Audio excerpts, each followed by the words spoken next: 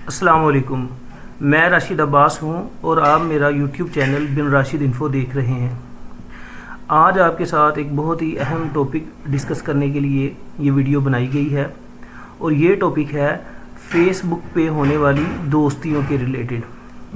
ایک سروے کے مطابق 2018 سے لے کر 2022 تک صرف پاکستان میں 2,23,000 لڑکیاں فیس بک سے محبت کر کے مردوں کی ہوس کا نشانہ بنی، اور 3 لاکھ سے زیادہ لڑکیوں نے اپنی نیوڈ پکس اور ویڈیو لڑکوں کو دیں۔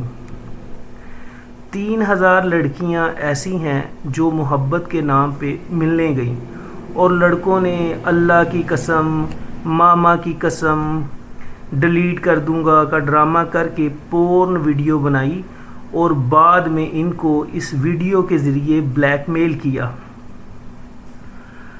بارہا اپنی ہوس پوری کی، پیسے لیے اور دوستوں کی بھی ہوس پوری کروائی۔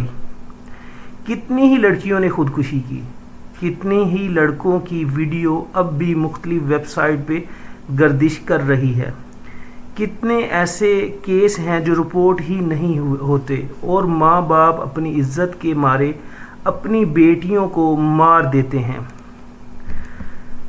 کہتے ہیں انسان اپنی غلطیوں سے سیکھتا ہے اور دوسروں کی غلطیوں سے بھی سیکھتا ہے، مگر افسوس یہ ہے کہ اتنے کیس رپورٹ ہونے کے باوجود بھی لڑکیوں کو ہوش نہیں آیا۔ وہ مسلسل اپنی عزت نیلام کرنے پہ تلی ہوئی ہیں، صرف ایک جملے کے آسرے پہ کہ میرے والا ایسا نہیں، اور جب سب کچھ لٹا بیٹھتی ہیں تو سمجھ آتی ہے کہ میرے والا بھی ایسا ہی گھٹیا ہے۔ سوچنے کی بات یہ ہے کہ اگر میرے والا یا تیرے والا اتنا ہی اچھا ہوتا تو میرا رب نامحرم رشتے حلال قرار کر دیتا۔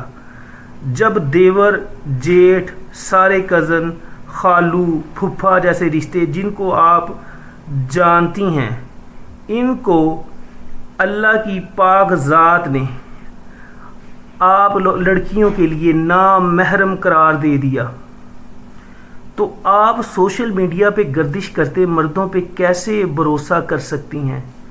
اس پر لکھنے کو بہت کچھ ہے، مگر فائدہ کوئی نہیں، کیونکہ اب لڑکیوں کی بڑی تعداد سوشل میڈیا یوز کر رہی ہے۔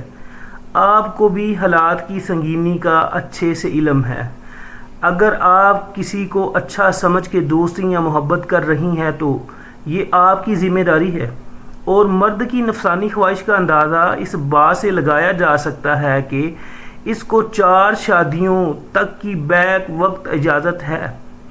مرد کے مقابلے میں عورت کی ذمہ داری زیادہ ہے کہ وہ اپنے آپ کو بچا کے رکھے۔